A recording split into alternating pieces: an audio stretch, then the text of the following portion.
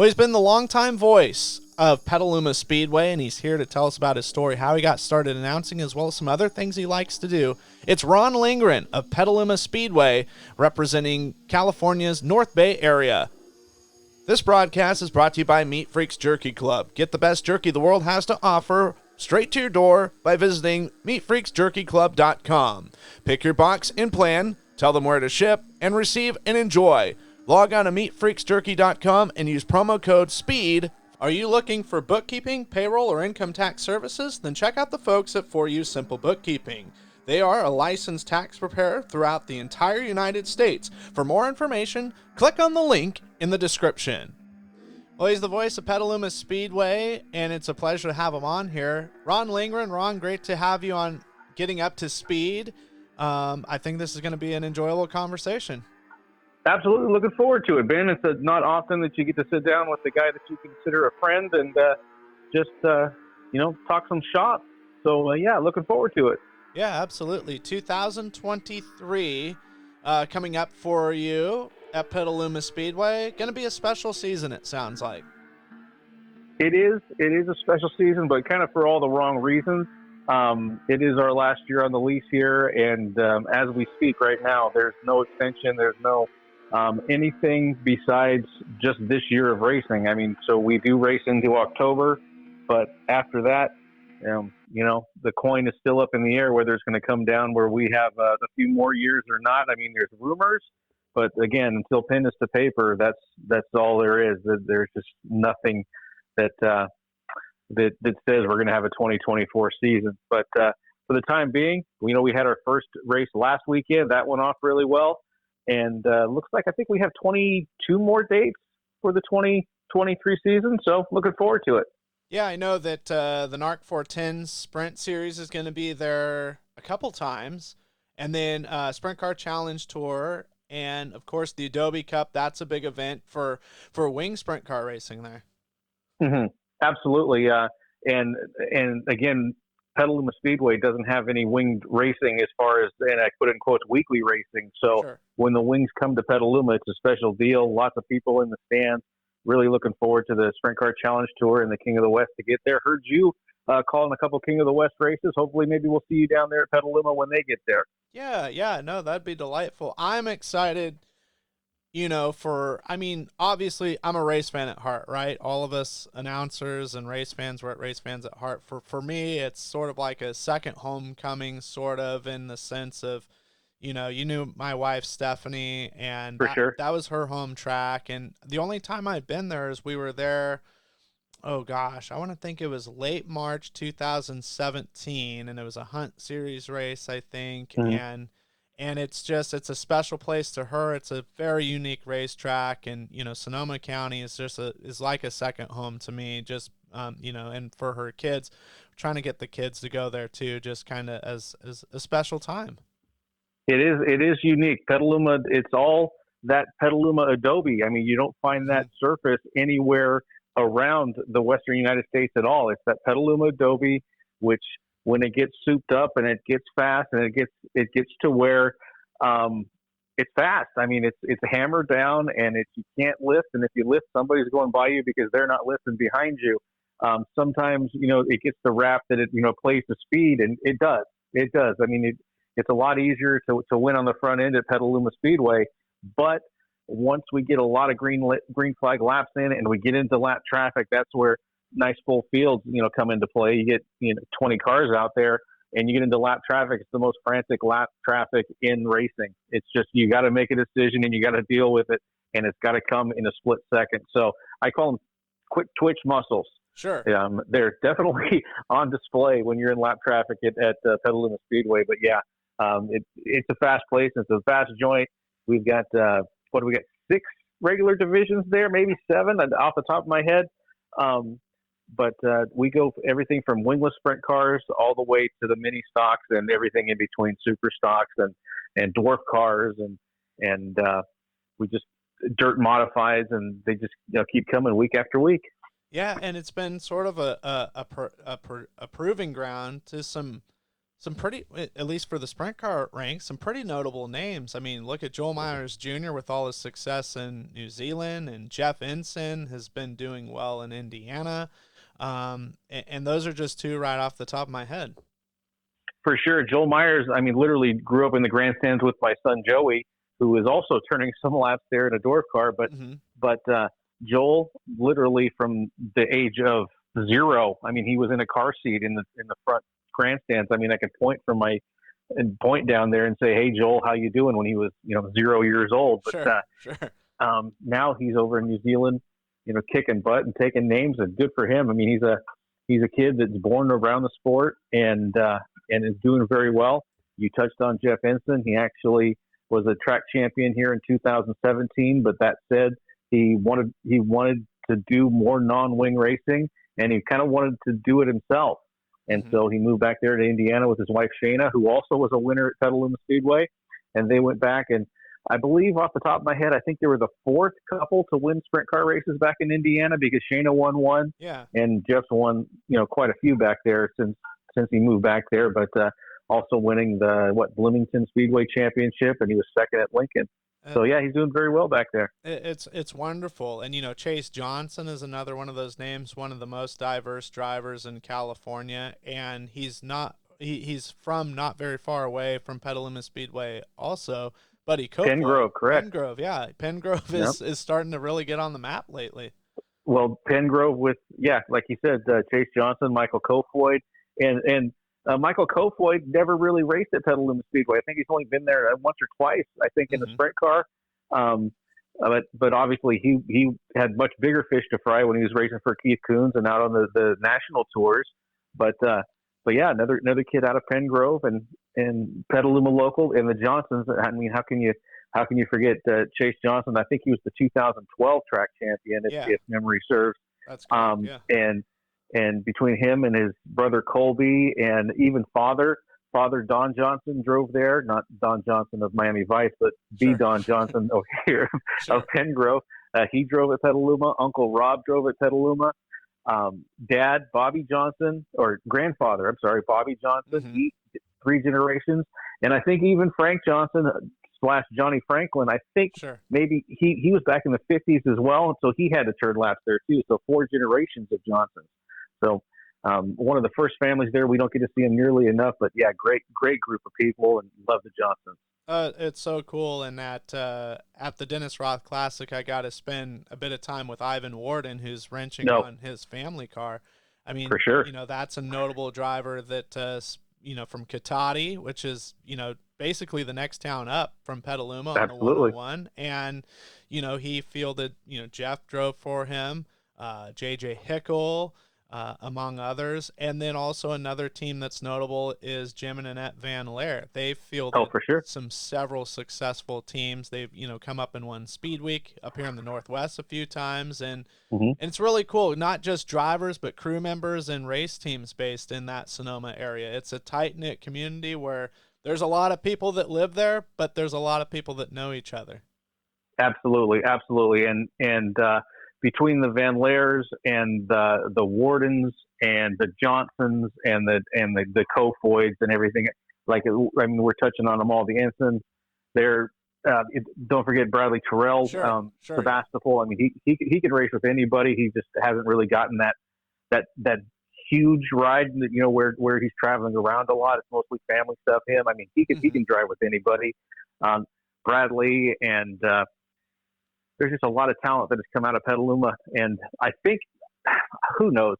I mean, you put them on a dry slick track, and they kind of struggle for a little bit, but it's always fun to see that when you're at a different track, when you're at a Placerville or you're at a Hanford or you're wherever, and at the very beginning of the night when the track is still hooked up and going, it's all the Petaluma guys that go to the front. It's kind of funny how that happens, but yeah, the Petaluma is pretty well established. On the California side, if you're from Petaluma, you're not necessarily somebody that you can just write off as a non-contender, because it's not that way. No, I wholeheartedly agree, and it's a 3/8, right? That's the official measurement, right? Well, it's not the official measurement. It's not the official measurement because 3/8 is .375. Okay. I took it and this is my scientific way I did it. I did Google Earth, and I did the little thing you can measure it out. You get the little ruler there, and you can Sure. put points around the track. And so I did it all around the outside, and it actually came out to .313, which is a little over a third. Okay. But the story is it is a little over. 333 would be a third mile, right? So it's a little under a third, actually. Yeah. But that said, the story I tell you is that originally it was a quarter mile. The backstretch lights were turned towards the grandstand.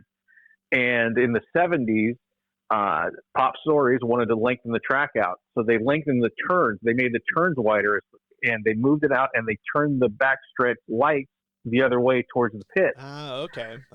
And it was no longer a quarter mile, but it darn sure wasn't a half mile. And Sure. so if you look on your measuring tape, in between a quarter and a half is a 3/8, and there you go. Yeah. But back then, I don't think there was an official measurement. I think it's .313 as measured by me using Google Earth. Well, I think Lincoln Park Speedway is 312, so it falls into that category. There we go. Well, heck yeah, exactly. But I was gonna say, it's a big track. Like, it's bigger than like a Cottage Grove or Merced, but it races like a Merced or a Cottage Grove, especially when it's got character to where you're going very fast and got to make split-second decisions.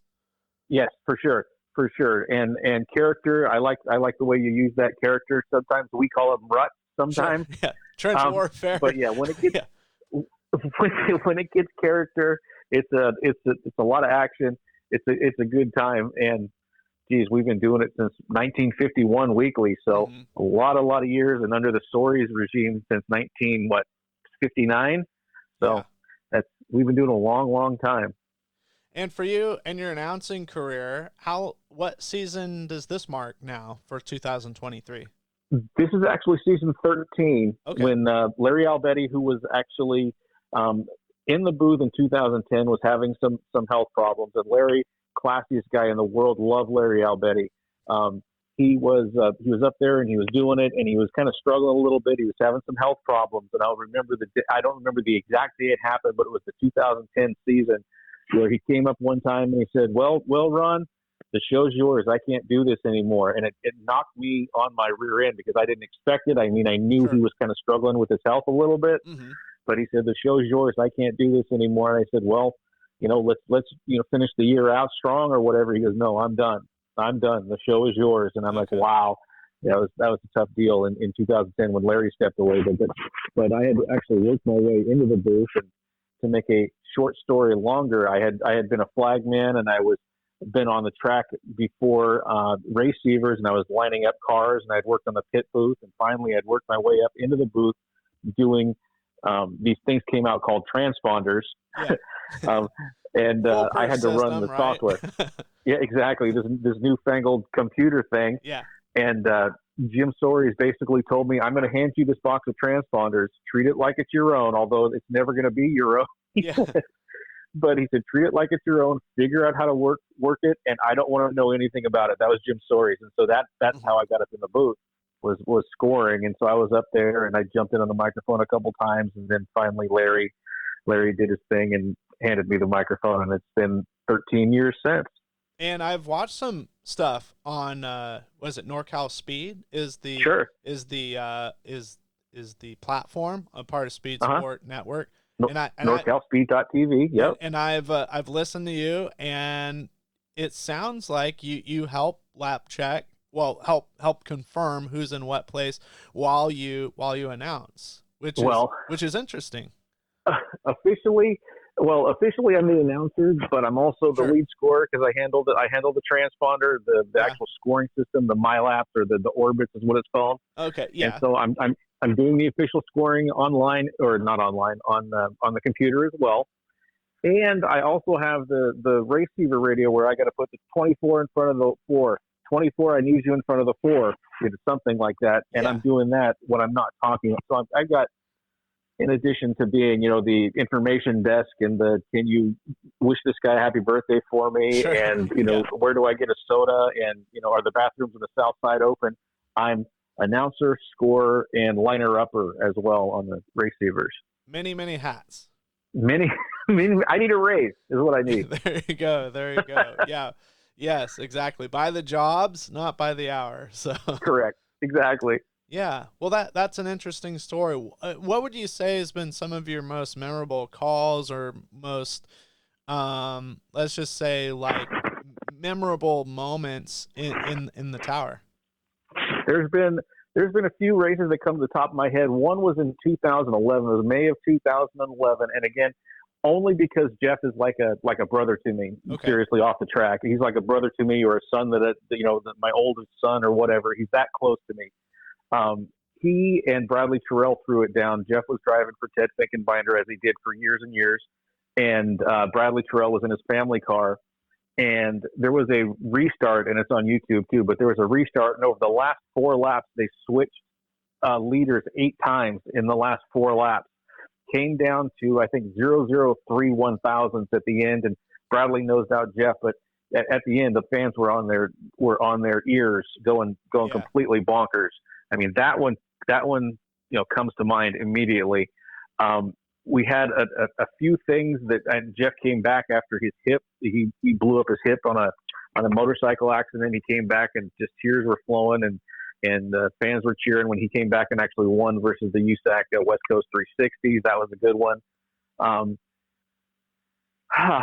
There's I don't even want to bring this one up, but one of the memorable ones was the dang time I had to pre-sell a show, and I went with a crash between a couple of NARC drivers and kind of angered one of them, and that's kind of one of the most memorable things that had happened to me. Uh-huh.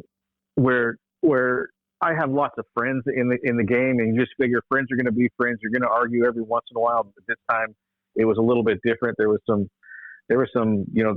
kind of vitriol spewed at me, which I was just front selling a show on Twitter, and that's what it was. You won't find me on Twitter anymore. Okay.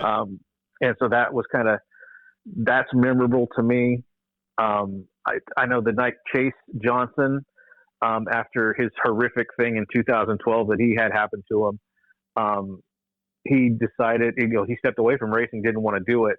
But when he decided to come back after the races were over one night, we opened up the track for just him to do hot laps after the races were over. Everybody was gone. It was kind of surreal is what it was. There was like 3 people in the stands. There was me. There was my son, Joey. There was my wife that said, okay, here we go. We're pushing them off. She's in charge of the pits back there. And Rick was there too as well. And just the crew people in the infield were there, and seeing Chase Johnson get pushed off after such and making his comeback, and seeing him get pushed off down the front straightaway and the car come to life. I mean, I'm sitting here right now and the hairs on my arm are standing up, wiping a tear out of my eye. It was an emotional deal to see a kid who deserved none of what he went through, to finally, and I say man up, but that's not even what he did. I mean, he did something that was incredible. I mean, he tried to put the past behind him and moved on, and see him take that step was just incredible. And, we were there for it. Yeah. Well, and no doubt a special one, your son getting a dwarf car victory. Kind of went viral on Facebook earlier this year after a couple of years. Hashtag trending, but, yeah. Yeah, exactly. Hashtag trending, exactly. He again grew up at the track. He was in a bassinet in the sign-in booth, and then after he got mobile, we put him in a bigger child playpen and put it up in the booth. He'd fall asleep watching Scooby-Doo while the races were going on, and I think that had something to do with him. I mean, he doesn't get starstruck. He doesn't get the moment's never too big for him, and I'm almost thinking it's because he's been around it his whole life, and he's seen all. The only time he's truly locked up is when Jamie Veal. I'm a huge Australian sprint car fan. That's one thing with me, and I just love it down there, and I got to get down there one of these years. But anyway, Joey is too by osmosis, and Jamie Veal came in and signed in, who was the Australian champion at the time, and he came into the booth. He was driving for the Kadings in the '69. And he's only been here once, and he came into the sign-in booth, and Joey absolutely locked up, could not get a word out with him.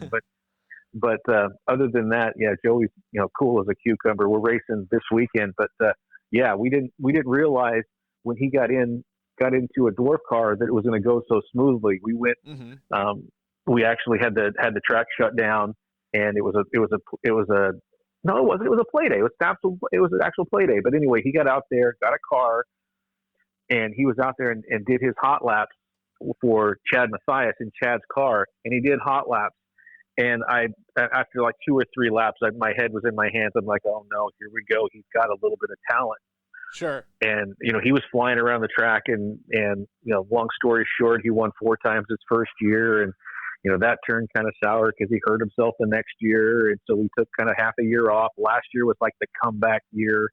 He won 1 time last year, and so long story short, he's won 6 times, and Dad got to call his first race in front of the fans at Petaluma Speedway, where he won in front of his hometown fans. Mm-hmm. And that was right after the guy who built the car, Hot Rod Chassis, Todd Damerman, had passed away a couple months before that, and he wanted to win for Todd because he took him under his wing, was kind of a mentor for him. And Todd passes away at the young age of 50 years old, and Joey wants to win something for him, and I got to call that. And coming to the checkers, and afterwards I'm crying in tears, and I throw it up on TikTok. I threw it up on TikTok, and it kind of went viral a little bit, but then 357 World of Dirt on Facebook picked it up, and it just completely blew up. A couple 100,000 views and whatnot, and just me blubbering over my kid winning a dwarf car race. That's definitely no doubt a special moment indeed. Absolutely. And you got to meet a very special person in my life. I learned this. It was before COVID, I think. Fred Renner Jr. I'm going to go ahead and I was going to say that. Yeah. Speaking of people taking them under my wing, he was my mentor. Announced at Skagit for a long time, then the Northern Sprint Tour, and then Fred Brownfield's 1 year with the National Sprint Tour and does a lot of Western Hockey League stuff and lacrosse in Canada. And for sure. And he did this summer track through California. He didn't stop in Oregon to see me, but he stopped to see you. So. And it was a hockey deal. He was doing something for the hockey, like you said, Western Hockey League or whatever it was. He was there, and he was at Petaluma Speedway, and somebody said, "Hey, Fred Ranner's in there," and I called him the Vince Scully of Skagit Speedway. It was because back in the day when it was first of all, before Fred was a guy that was very loud and boisterous, and here comes this Mark Houston, out of the blue, and I can't tell you his name right now, and I had it at one point, but I can't tell you his name. But then Fred was also there, and was it Chet Corey? It might have been. Okay. Okay. I think so. But Fred was also the guy there, but then he took over when the Brownfield, the NST, was there too as well, and he was up there calling races and whatever. And I just loved his cadence, and it just seemed like he was the right guy at Skagit for the Dirt Cup, and the way he enunciated and the way he made it sound like you were at a place that was important. I mean, you were there, and you needed to be here because just the way, it's Brett, coming from Campbell, California. He's a 13-time state, champion and whatnot. And that was just Fred. Mm-hmm. And so I got to meet him. I call him the Vince Scully, and all of a sudden he comes up and he says, "I got to meet you. You're calling me Vince Scully? Are you kidding me?" And I'm like, nice to meet you. And then I saw him at Placerville later on. Okay. And Freddie's a good guy. Yeah, he's one of the legends for sure. Yeah. No, he was telling me about the Vince Scully thing, and I told that to Steph. And this is more probably better than anyone, that Steph, huge Giants fan. So when she heard that, it was like, Vince Scully. I mean, great. I figured Ron Lingron would use a Dodger reference. But no more Dodger references this year. I mean, they're not looking too good this year. So until they start winning, you probably won't hear much from me. I know that you had some interactions with my wife and everything. I think she was doing a raffle or some prizes. I think maybe it was for the Tyler Wolf Memorial later in the year in Chico. Okay. But I know that you and her knew each other. She was with Clint Simpson's team, and he was pretty successful there for a couple years. Clint's one of those guys where we wish he would just come back and drive something. Clint was a guy who was just coming into his own, winning races and winning and becoming something here at Petaluma Speedway. Mm-hmm. And he life happens, life happens. He got married, and I don't know if his wife likes him racing too much or whatnot, but we miss Clint. We miss Clint. We miss the Simpson family a lot. I mean, Bernie's a great guy, and Yeah. and Kirk's under behind the scenes. He's one of the best up and coming crew chiefs that you're going to find. He can get a car stuck to the dirt somehow, and I will toot his horn all the time. Kirk's a great guy, and he's getting his chance with Abacus Racing nationally, so that's a good thing. Mm-hmm. And Clint was just coming into his own, and he had driven a lot of outlaw carts for my grandfather, and so we knew. I mean, we've been up and down the roads together, so it was a big blow when Clint decided that he was going to hang up the steering wheel. Mm-hmm. Yeah, no doubt. And I also I don't think I've publicly said this or even privately, but I know that when I was going through my stuff that Petaluma like I said, Petaluma Speedway was my wife's home track, and you guys were, outpouring of support and prayers, and everything was just wonderful. And I know that you were a big part of that. So I really got to thank you for that. No, believe me, it's our pleasure. Stephanie was a great woman, and it's nothing other than tragic that she was taken from us so young. I mean, she was so bright and so vibrant, and just it was a huge loss for us. And then it was the least we could do is try to send some support your way, and we do it again in a heartbeat for somebody else too. So sure, that's something that just the race family does. They take care of each other, and I'm big into that, and I'm big into the veterans of the wars and stuff, and we're taking donations every week for the Gary Sinise Foundation now here at Petaluma Speedway. So we're going to take donations every week, and at the end of the year, we're going to give them one big chunk of money courtesy of Petaluma Speedway. So I'm big in the Teal Valhalla project, which supports veteran suicide, and again, race family is just one big family. We're a great bunch of people, and we're willing to help out anybody at any time. So I mean, I can't not necessarily exactly the same thing that you went through, but my wife, she had that tire hitter down there. Jake Swanson came across the track, hit one of those white tires, and popped up in the air, and my wife was on the other end of it. So for 70 days, she was in the hospital or whatever, and the benevolent fund kicked in, and boy, did they help us get through some tough times. I mean, the NARC benevolent fund's a huge thing, and that's something that still goes on to this day. So, I mean, that's a great thing too. Again, race families is a special breed of people. Yes. I mean, there's occasions like a real family where tensions get high, and sure, we may not like each other all the time. However, at the end of the day, we love the same thing, and that's the tragic thing when things get toxic, especially online and everything. From fans, it's like, well, hold on, we're all race fans at the end of the day, and for guys like you and I, we're super fans. At the end of the day, that's what we are, or we wouldn't be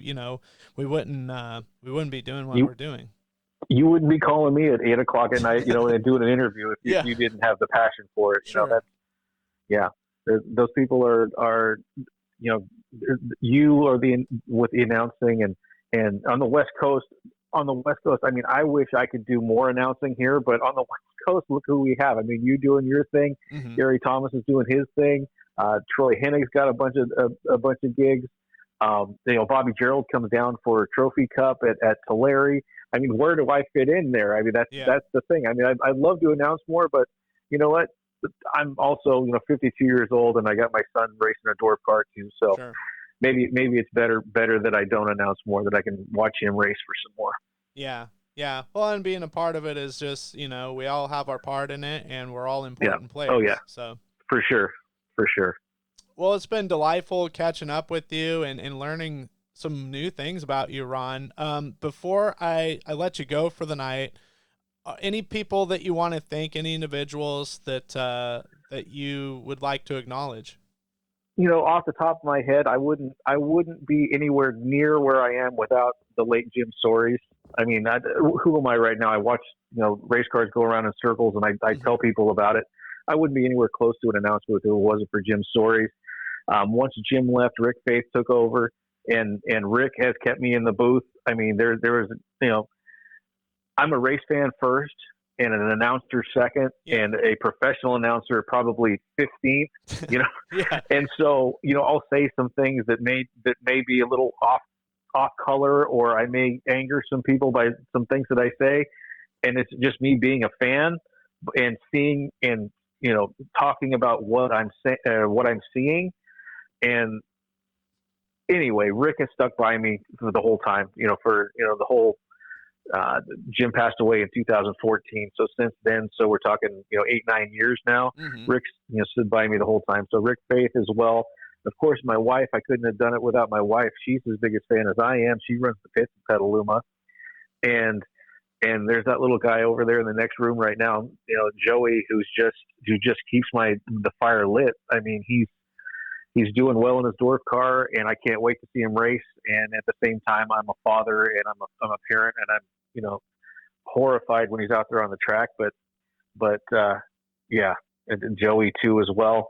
And everybody around here that's helped me out, even you, Ben, behind the scenes, kind of, Hey guys, thanks for listening to this latest episode of Getting Up to Speed with me, Ben Dethridge. We hope you enjoyed this program. We hope also that you hit the subscribe button and the like button, as that really helps things out, spreads things out. Be sure and share as well on social media so that more people can listen to these great interviews and from these great drivers. Getting Up to Speed is a production of Highside Racing Promotions. For more information, you can check it all out on Facebook. Highside Promotions. Sponsored his dwarf car 3 years in a row. Andy Forsberg is one of my great Mm-hmm. friends. Through Andy Forsberg, I met Chris Brock Jones, who was also on the car as KBJ Catering, and just and that's all part of my race family and friends. And I know I'm leaving people out, and I hate that, but I mean, there's just people that just make you smile when you come to the races, and those are the ones that immediately come to mind. No doubt. This has just been a pleasure, and I thank you for your kind words to me, and I really appreciate it, and I'm always here for you, brother. Yeah, no worries. Same likewise, and it was a pleasure talking to you, Ben.